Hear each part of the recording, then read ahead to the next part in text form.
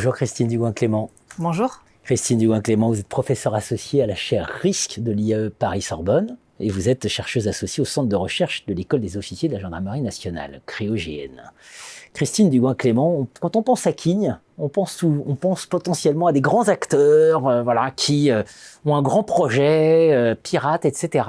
Ce que nous révèle la recherche, c'est que bizarrement les hackers sont des bricoleurs et que de fil en aiguille, ils aboutissent à des innovations disruptives. Alors exactement, et c'est d'ailleurs comporté dans le nom. Un hacker à la base, si vous regardez la signification, c'est un bidouilleur, un bricoleur. Et on s'est aperçu que dans le monde du hacking, vous avez effectivement des très grosses structures. Alors on pourra penser de Conti, qui d'ailleurs a eu quelques soucis, à des très gros groupes comme Logbit, et puis vous avez des plus petits groupes, voire même des sociétés de 1 ou 2 personnes. Et ce que l'on a pu constater, c'est que parfois, vous avez des logiciels malveillants, des malwares de différentes sortes, qui font l'objet de leaks, c'est-à-dire de fuites. Et ces leaks, ces fuites, sont elles-mêmes rebidouillées, c'est-à-dire on va rajouter des lignes de code, on va en refaire quelque chose.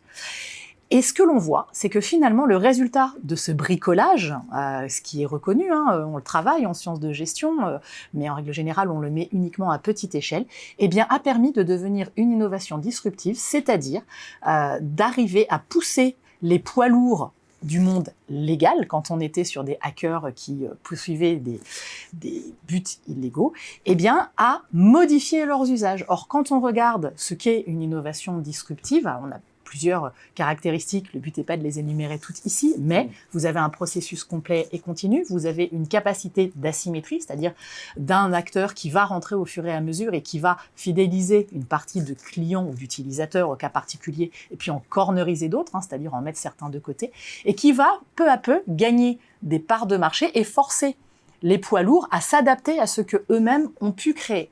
Vous avez parfois l'utilisation d'une fonctionnalité qui était estimée comme n'étant que de peu d'intérêt par les poids lourds, encore une fois, de la discipline, et au final qui va être reprise.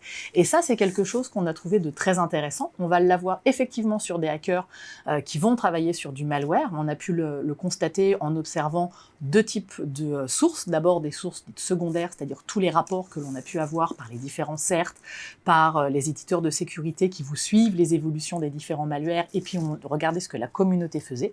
Et on a doublé ça avec beaucoup d'entretiens qu'on a pu mener avec des institutionnels, donc étatiques, des grosses sociétés, notamment des éditeurs de sécurité, donc tous ceux qui vont fournir les antivirus, les solutions, le monitoring, etc., mais aussi avec des hackers, dont certains officiers principalement sur des activités relativement illégales. Donc on a pu, en remettant tous ces points-là, voir comment ils travaillaient et voir qu'on avait vraiment cette approche dite bricolage qui souvent a une connotation un petit peu négative, alors que d'autres chercheurs nous expliquent que, notamment dans des situations dites extrêmes ou de crise, où l'urgence vous force à trouver des solutions, eh bien, on va avoir lieu à ces petits bricolages socio-cognitifs, c'est Lufo et Robotine qui en parlent notamment, pour sortir de routines organisationnelles classiques et arriver à des formes de solutions, et qu'en fait, l'impératif de production, il vous permettrait de recourir à ce bricolage, et que finalement, cette capacité sociale et cognitive de ces petits groupes, ça deviendrait la clé de voûte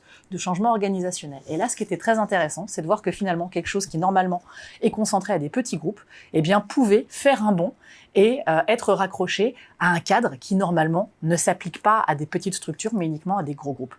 À surveiller avec la plus grande attention. Merci Christine. Merci à vous.